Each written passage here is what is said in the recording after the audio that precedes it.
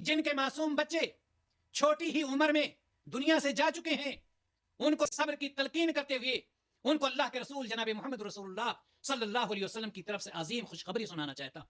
ان ماؤں کے لیے، ان باپ کے لیے جن کے بچے بچپن ہی میں انتقال کر گئے ہیں، چاہے ایک ہوں یا دو ہوں یا تین ہوں، جن کے بچوں کا انتقال بچپن میں ہو گیا ہے، ان کے لیے مائی عائشہ رضی اللہ تعالی عنہا نے کون سا لفظ استعمال کیا؟ توبہ، یعنی عظیم خوشخبری۔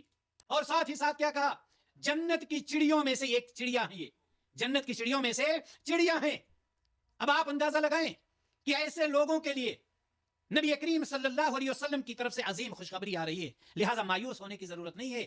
تکلیف ہوگی، اس میں کوئی شک نہیں ہے، لیکن مایوس ہونے کی ضرورت نہیں ہے۔ آپ کے بچوں کو جنت کی چڑیا کہا گیا، اس کو توبہ جیسی عظیم خوشخبری سنائی گئی، وہ خود بھی جنت میں ہے اور قیامت کے دن آپ کے لیے بھی جنت میں لے جانے کا ذریعہ بنے گا انشاءاللہ تعالی۔